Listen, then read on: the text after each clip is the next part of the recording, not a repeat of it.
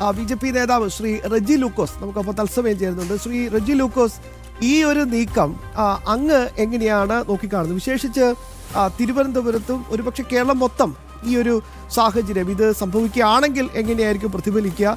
ഇനി CPM പോലൊരു പ്രസ്ഥാനത്തിലേക്ക് പോകാൻ ശശി തരൂർ തീരുമാനം എടുക്കുമോ? ഇങ്ങനെ ചില ചോദ്യങ്ങൾ കൂടിയുണ്ട്. കേരളത്തിൽ മാത്രം ഒതുങ്ങിയിരിക്കുന്ന CPM ഒരു രാഷ്ട്രീയ പ്രസ്ഥാനത്തിലേക്ക് ഒരു ദേശീയ മുഖമായ ശശി തരൂർ അടുക്കാനുള്ള അല്ലെ അങ്ങോട്ട് കടന്നു പോകാനുള്ള സാധ്യത 1% പോലും ഇല്ല. തന്നെയുമല്ല, കേന്ദ്രത്തിന്റെ ബഹുമാനപ്പെട്ട നരേന്ദ്രമോദിജിയുടെയും BJP കേന്ദ്ര സർക്കാരിന്റെയും പല പ്രവർത്തനങ്ങളെയും മുക്തകണ്ഠം പ്രശംസിച്ച ഒരു വ്യക്തിയാണ് ശശി തരൂർ.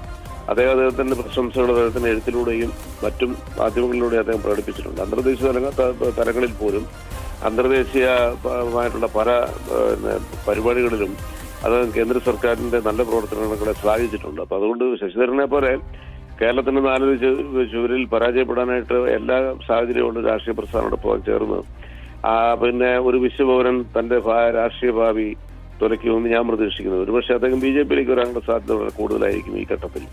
തന്നെപോലെ അദ്ദേഹത്തിനെ സംബന്ധിച്ച് അദ്ദേഹത്തിന് പലതവണ ഈ പാർട്ടി അവഗണിച്ചു. കഴിഞ്ഞ ദിവസം കൊച്ചിയിൽ നടന്ന അവരുടെ നേതൃസംഗമത്തിൽ അദ്ദേഹത്തിനെ വേദിയിലിരുത്തിക്കൊണ്ട് തന്നെ അവമാനിക്കുക, അദ്ദേഹത്തിന് പേര് പറയുകയും ചെയ്യാതെ കണ്ട് കോൺഗ്രസിന് വർക്കിംഗ് കമ്മിറ്റിയായ കോൺഗ്രസിൽ വലിയ രീതിയിൽ ദേശീയ തലത്തിൽ പിന്നെ പേരിലുള്ള അംഗീകാരമുള്ള ശശി തരൂരിനെ രാഹുൽ ഗാന്ധി തന്നെ അപമാനിച്ചതിന്റെ ഒരു വലിയ പ്രതിഫലനമാണ് ഇപ്പോൾ അദ്ദേഹത്തിന്റെ ഭാഗത്തുനിന്നുണ്ടാകുന്ന ഈ നീക്കമെന്നാണ് നമുക്ക് മനസ്സിലാക്കാവുന്നത്. ഈ നീക്കം എത്രത്തോളം അദ്ദേഹത്തിന്റെ ഭാഗത്തു നിന്ന് വസ്തുതാപരമായി പുറത്തു വന്നിട്ടുണ്ടെന്ന് നമുക്ക് അറിയത്തില്ല. പക്ഷെ അങ്ങനെയാണെങ്കിൽ പോലും അദ്ദേഹം ഒരിക്കലും കേരളത്തിൽ ഇടതുപക്ഷത്തിന്റെ ഭാഗമായി അദ്ദേഹം അത് വരാനുള്ള ഒരു വിദൂര സാധ്യത പോലും ഞാൻ കാണുന്നില്ല. കാരണം ഇതാണ്, കേരളത്തിൽ മാത്രം ഒതുക്കുന്ന അടുത്ത തെരഞ്ഞെടുപ്പോടുകൂടി കേരളത്തിലെ ജനങ്ങളിൽ വിസ്മൃതിയിലേക്ക് തന്നെ പോകാവുന്ന വലിയ രീതിയിലുള്ള അഴിമതി ആരോപണങ്ങളും സ്വജനപക്ഷപാതവും മറ്റു പലതും ആയിട്ട് കേരളത്തിൽ ജനങ്ങളുടെ വിപ്രവൃത്തി നേടിയിട്ടുണ്ട്. രാഷ്ട്രീയ പ്രസ്ഥാനത്തിന്റെ കൂട്ടിലേക്ക് അദ്ദേഹം കടന്നു വരുമെന്ന് നമുക്ക് ചിന്തിക്കുക പോലും സാധ്യമല്ല.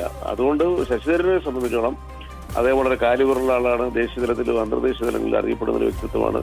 ബഹുമാനപ്പെട്ട നരേന്ദ്രമോദിജിയുടെ ദൗത്യമായി ലോകത്തിലെ 6ഓളം രാജ്യങ്ങളിൽ നമ്മുടെ പാകിസ്ഥാനോടുള്ള ഏറ്റുമുട്ടലിന് ശേഷം അദ്ദേഹം അവിടെ പോയി അതെല്ലാം വിശദീകരിച്ച് വലിയ രീതിയിൽ വിജയകരമായി മുന്നോട്ട് വന്നൊരു വ്യക്തിത്വം ഒരിക്കലും കേരളത്തിൽ 4 ചുവരിൽ ഒതുങ്ങില്ല എന്നുള്ളതാണ് ഞാൻ പ്രതീക്ഷിക്കുന്നത്.